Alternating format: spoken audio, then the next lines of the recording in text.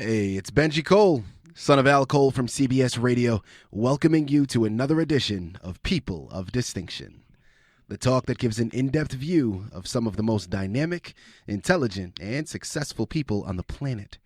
Run to our website, peopleofdistinction.org, for more info, or you can email me directly at benji@alcoleenterprises.com. And on the line with us today, we have Alkawther Makki. We'll be discussing her book, Unspoken Revivalism, available on Amazon and Barnes & Noble. And just so you guys are aware, Alkawther was brought to People of Distinction today by some of the best movers in the business, Far Eastern Marketing.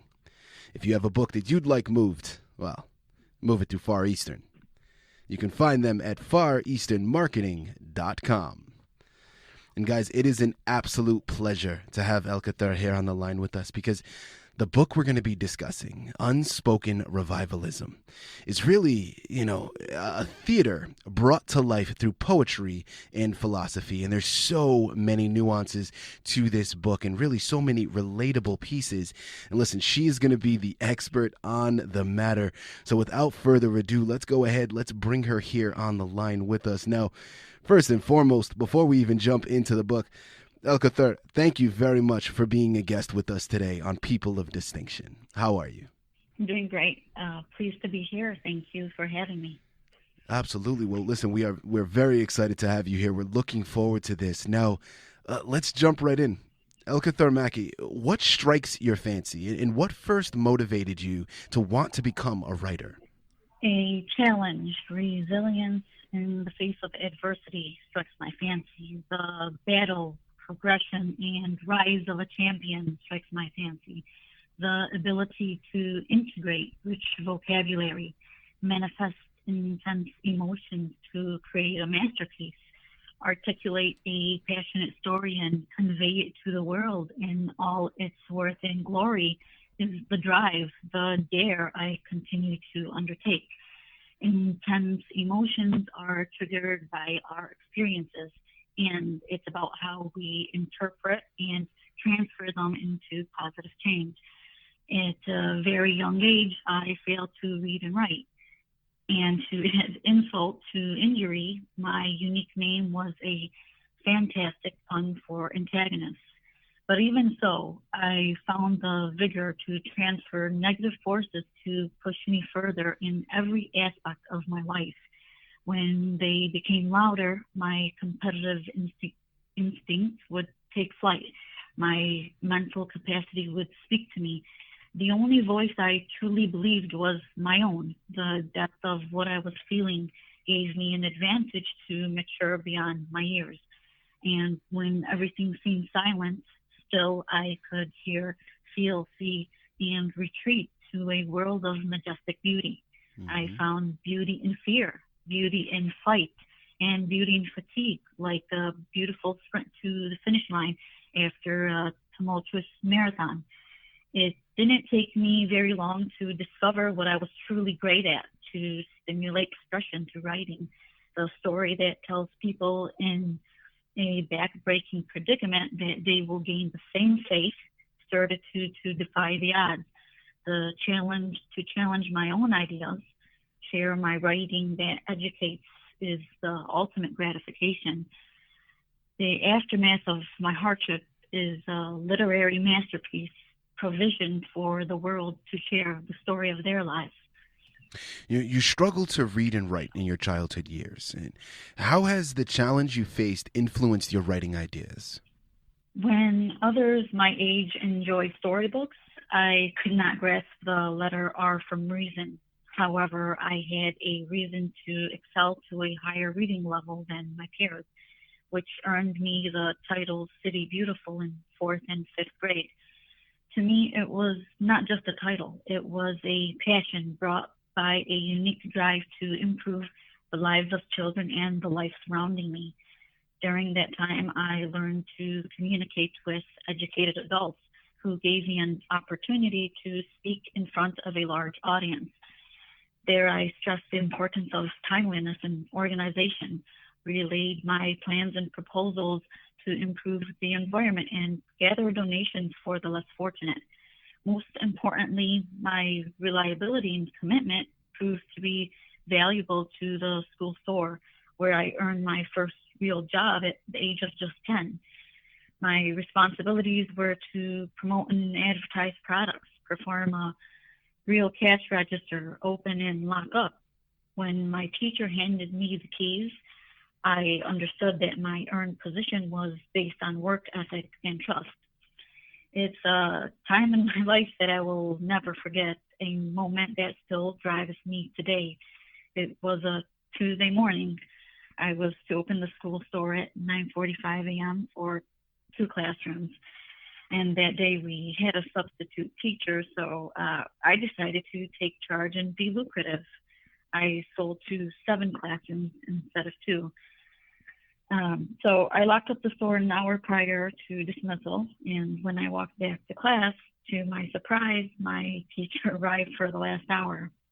As my classmates continued to complete their day's assignments, I handed my teacher the day's revenue. Angry and frustrated, all ranting and red-faced, she said, "You're coming back just now. Where were you all this time? You missed all your schoolwork, and go sit down." So I was greeted with an extremely harsh response in front of my peers, and so it was a bit difficult. Wow. I didn't attempt to defend myself. I just quietly walked to my seat, and 2 minutes passed, and she called my name. So I face her once more, and she comes to revenue, and she says, "I can't believe you worked this hard today. I'm sorry. I didn't mean what I said. I know you are a hard worker. You did a great job today." So I had beyond triple sales that day, so she was extremely pleased. But the point is, that experience brought upon various emotions, shame, humiliation, self-worth, determination, proud of my position, ultimately leadership. And City Beautiful gave me moments I cherish today, like planting flowers outside the school grounds, eating breakfast with the mayor, giving weekly speeches, having to make a donation on live TV, which was the linchpin moment, the moment that changed my life. It was an attractive role. Rather, behind the cameras, it was a responsibility. It made me understand the magnitude of world hunger. Thus, from a very young age, I learned that life was not a bed of roses. And I can tell you that the most challenging times of my life were certainly the best times of my life. These profound experiences shaped the person I am today. They provide the basis of my intentions, the will to lead and contribute to society. It's been a journey of emotions to share, colorful life collages to create moving stories that intrigue. It's beautiful art. You know, they say that beauty is in the eyes of the beholder. Well, according to your quote, life's beautiful properties are not only qualities that delight the senses, but are qualities that enhance the soul. Now, what do you believe are beautiful properties that enhance the soul? Beautiful properties that enhance the soul are adventures, suspenseful life sagas that shape who you are today, who you strive to be, and how you project yourself to the world, how it makes other people feel one by one. Beauty is resilience. Beauty is beating the odds. Beauty is not the makeup. It's the story behind the colorful palettes. It's not the red cover or the mask. It's the extraordinary phenomena that brings out the red, the feeling and emotions that people see through the eyes of mask. It's the audience it's meant to speak to, the purpose it serves. You know, in the poems section of your book, titled Belles Lettres, how are you able to captivate readers through the world of utopia and realism? And how long does it take you to complete a poetic work? Each poetic work is unique in its own way. I can be inspired by antiquities, silence to symphony, alabaster to ebony, transparent to opaque, birth and death, peace and war, and everything in between. Many times I am overcome by an instant rush of ideas that flow, and at other times I have to put in the extra effort. My work can range from 5 minutes to 5 hours. effortless at times, and then working diligently for hours, even when the world is sound asleep. Hmm. It's then when I create a masterpiece and I am ready to wake the world, allure and captivate people unlike anything they have ever heard before. Wonderful. How do your emotions and experiences in life allow you to speak to a broader audience? My experiences in life have allowed me to speak to diverse audiences who share a common denominator, and that is purpose. All people from various ages, ethnicities, cultures, and religions unite to preserve humanity. Each who share their emotions come to find that they are one and of the same, more alike than they believed because they have tasted the bitter and the sweet, felt pain and pleasure, loss and love. All people have a vision for their life, have a future incentive to seek utter prosperity and happiness. Leading off of that, in the incentives section of your book, you become the voice of reason by offering self inventing terms. How do you have the courage and ability to take this step? I am someone who stands true to my ethos. I value ethics, justice, and racial diversity. I am never embarrassed to speak for the greater good, never shy to deliver the truth.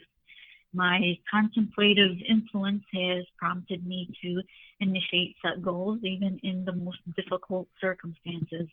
I think of myself as an innovator, and the key to innovation is to spur curiosity with a distinct vision to enhance our everyday lives. You've shared with us the vision of Unspoken Revivalism. What would you say is the mission Unspoken Revivalism serves?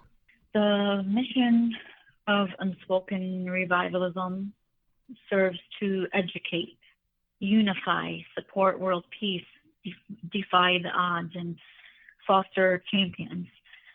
So, Unspoken Revivalism is an educational textbook. It portrays a myriad of topics through utopia and realism, and is a cross between fiction and nonfiction that places large emphasis on human emotion and experience. And the mission, uh, it's to serve to educate, and that's why it's outfitted with a student teacher's guide. And the guide highlights figures of speech and critical thinking questions to spur discussion.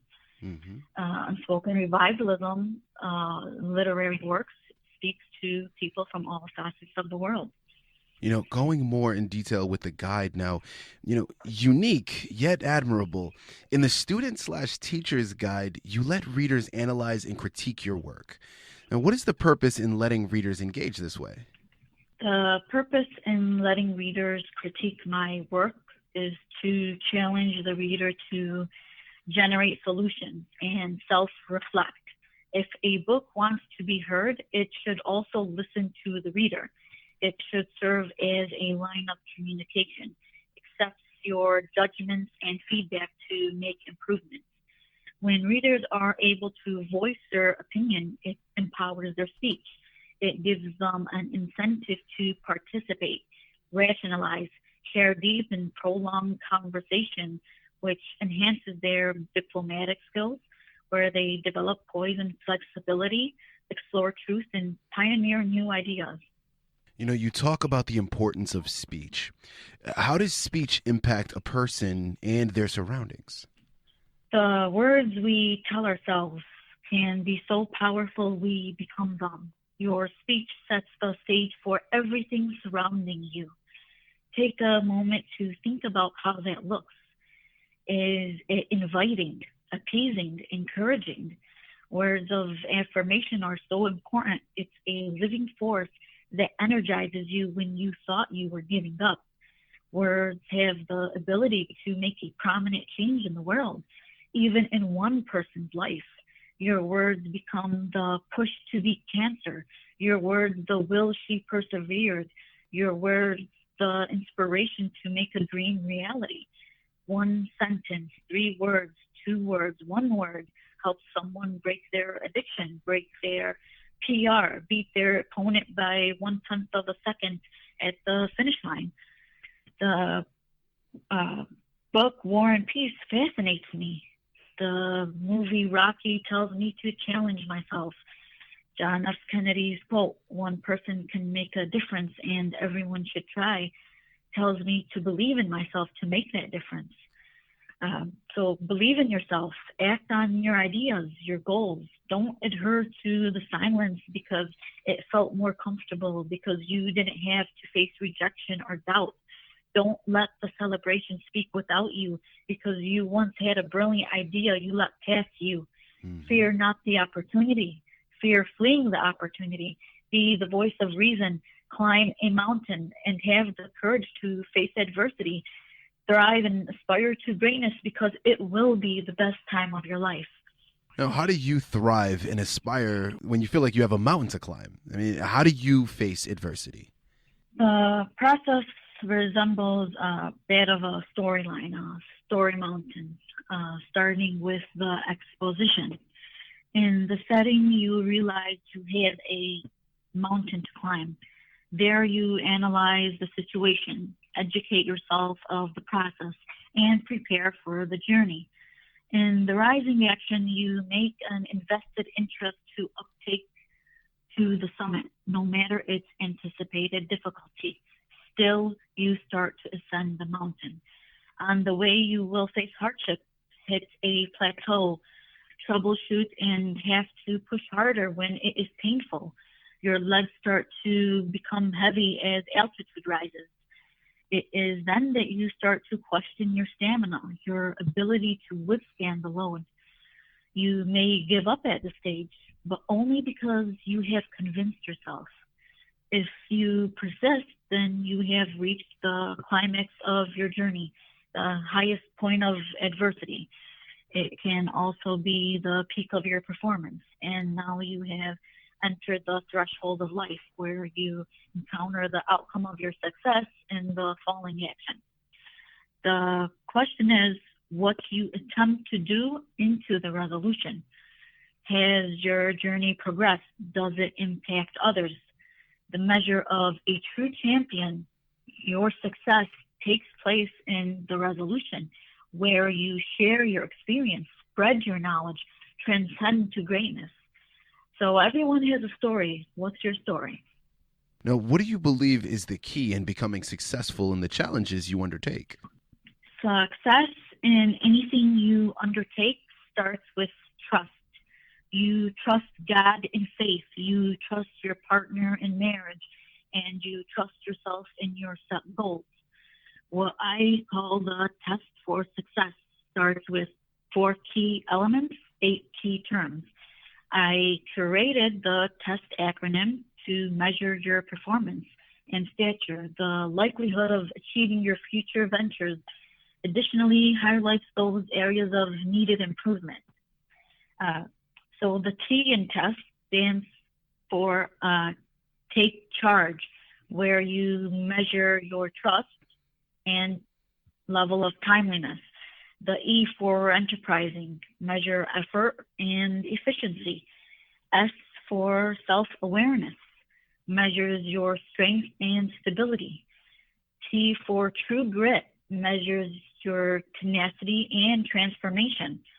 The test will serve to detect your niche, be earnest in your endeavors, and unafraid to experiment prospects out of the ordinary. You know, Alkawther, you're a runner, boxer, spokesperson, poet, health researcher, writer, and author in more genres than one. Is there anything you don't know how to do? Yeah, so this is a question that I am asked often. Yeah, I don't know how to disappoint. But no, that's the pompous answer. But to be modest, technology is not my forte. Still, I can provide and contribute to technology in a way that serves humanity well. Who knows? Perhaps in 5 years, I will be the CEO of an advanced tech company that provides customized solutions for innovators like myself. But only if I choose to be. My heart has to be all in. If that is the path I choose, I will keep in mind that my greatest weakness can ultimately become my greatest strength, a mantra I continue to live by. You relate to past experiences, inspire with statements to challenge the present, and, like C. Wright Mills, you describe the future with your work entitled Sociological Imagination. Unlike Wright, though, you give insight on the threats to humankind, portray how future technology is a means of destruction. How so? Future technology like AI is a means of destruction because it minimizes human soft skills, replaces human labor, and creates a larger gap between the bourgeoisie and the proletariat, which Mm-hmm. essentially threatens the middle class and therefore the family institution. In addition, people's social lives take on a much more fast paced approach, one they believe serves them well. I believe that there are ideals in life that we should never part with, such as hand on experience to improve motor skills, mapping memory mechanisms. In that sense, your brain should remain the hard drive, not your smartphone. In regards to human sustenance, we need to safeguard organic resources and maintain the raw and crude instead of breeding GMO. My philosophy is that the perceivable is the attainable until it defies the principles of humanity. The process of convenience tells us that time and profit is progression and innovation. In reality, it minimizes the push, it hinders our minds. What is your perception of humanity today? And does it follow the ideal humanity you envision? The represents of humanity should take your breath away. Real technology should uplift humanity. It should never replace the most distinct characteristic that separates us from other species, which is language. If we alter the way we communicate entirely by relying on a computer, language changes all that we are.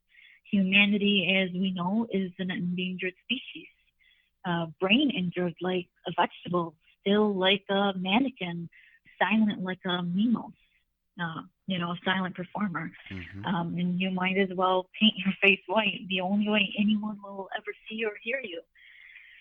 So to live with action is to live without action is to live as a dead carcass that exists only for others to prey on it until it eventually disintegrates. So don't be latent. Wipe that white paint off your face, speak up, and be a warrior of humanity. Absolutely. Listen, it's no secret that you're an advocate of peace and racial diversity. In your quote, every war has a peacemaker who is a warrior. Can you provide an example of who that may be? Yeah. The true meaning of a warrior is one that fights oppression with positive energy, seeks a positive outgrowth that doesn't infringe on any one person's freedom or liberties, does not bigot or propagate. A true warrior does not steal, does not bring a city to ruins. A warrior is pro-life, pro-humanity, and pro-peace. You know, Alkawther, you have certainly been a warrior in all that you have had to overcome. Starting in your childhood years, as a woman of conviction or as a peacemaker, if you could change the world, what would you tell the world?